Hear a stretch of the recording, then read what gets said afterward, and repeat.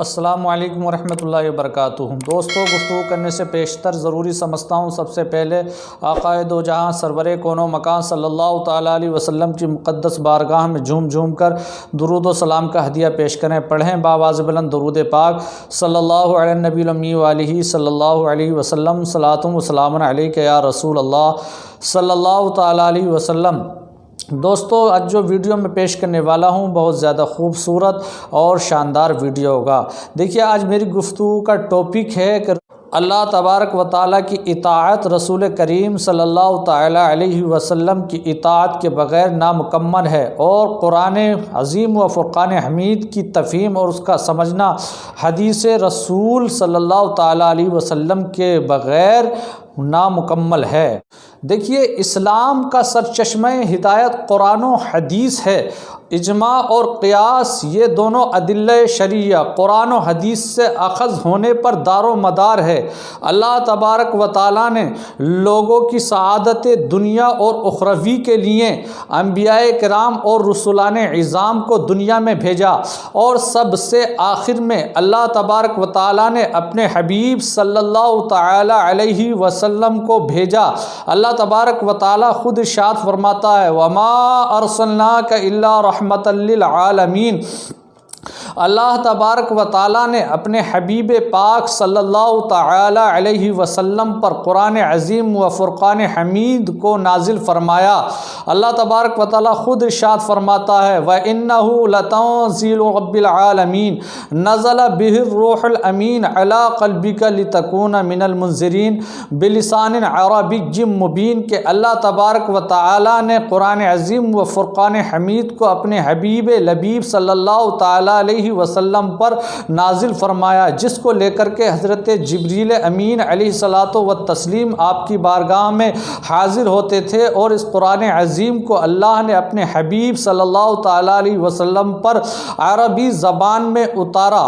اللہ تبارک و تعالیٰ جل مجدہ الکریم کی اطاعت کے ساتھ اس کے حبیب لبیب صلی اللہ تعالیٰ علیہ وسلم کی اطاعت بھی ضروری ہے۔ اللہ تبارک و تعالیٰ جل مجدہ الکریم ارشاد فرماتا ہے، وَمَا أَرْسَلْنَا مِن رَّسُولٍ إِلَّا لِيُطَاعَ بِإِذْنِ اللَّهِ، اور دوسری جگہ ارشاد فرماتا ہے، مَن يُطِعِ الرَّسُولَ فَقَدْ أَطَاعَ اللَّهَ، اور تیسری جگہ اللہ تبارک و تعالیٰ ارشاد فرماتا ہے، أَطِيعُوا اللَّهَ وَأَطِيعُوا الرَّسُولَ۔ یہ آیات مبارکہ جو میں نے پیش کی ہیں، ان سے روز روشن کی طرح یہ واضح ہو جاتا ہے کہ جو بندے خدا اللہ تبارک و تعالیٰ پر ایمان لاتا ہے، یعنی ہر بندے مومن پر اللہ تبارک و تعالیٰ کی اطاعت کے ساتھ اس کے حبیب لبیب صلی اللہ تعالیٰ علیہ وسلم کی اطاعت بھی ضروری ہے۔ یعنی اللہ تبارک و تعالیٰ کی اطاعت اس کے حبیب لبیب صلی اللہ تعالیٰ علیہ وسلم کی اطاعت کے بغیر ناممکن ہے۔ احادیث طیبہ سے قطع نظر کرتے ہوئے قرآن عظیم و فرقان حمید کو سمجھنا دشوار ہی نہیں بلکہ بعض مقامات پر تو ناممکن ہے۔ اللہ تبارک و تعالی جل مجدہ الکریم ارشاد فرماتا ہے، لقد نصرکم اللہ فی مواطن کثیرہ، بے شک اللہ تبارک و تعالی نے تمہاری بہت سارے مقامات پہ مدد فرمائی۔ تو اس آیت کریمہ میں مواطن کثیرہ سے کیا مراد ہے، اس کی تعین حدیث کے بغیر ناممکن ہے۔ اللہ تبارک و تعالیٰ نے ان 3 صحابہ کرام کے بارے میں ارشاد فرمایا جو جنگ تبوک میں شامل نہیں ہو پائے تھے، وعلی الثلاثۃ الذین خلفوا، کہ اللہ تبارک و تعالیٰ نے ان 3 صحابہ کرام پر اپنی رحمت فرمائی جن کا معاملہ مؤخر کیا گیا۔ اس آیت کریمہ میں ثلاثہ سے کیا مراد ہے، اس کی تعین اور اس کی تفہیم حدیث کے بغیر ناممکن ہے۔ لمسجد اسس علی التقوی من اول یوم احق ان تقوم فیہ، کہ وہ مسجد جس کی بنیاد تقوی پر رکھی گئی ہے، اس مسجد سے کون سی مسجد مراد ہے، اس کی تعین حدیث کے بغیر ناممکن ہے۔ الذین آمنوا ولم یلبسوا ایمانہم بظلم اولئک لہم الامن وہم مہتدون۔ اللہ تبارک و تعالیٰ نے اس آیت کریمہ میں جن لوگوں کی تعریف فرمائی ہے ان کو سمجھنا حدیث کے بغیر ناممکن ہے۔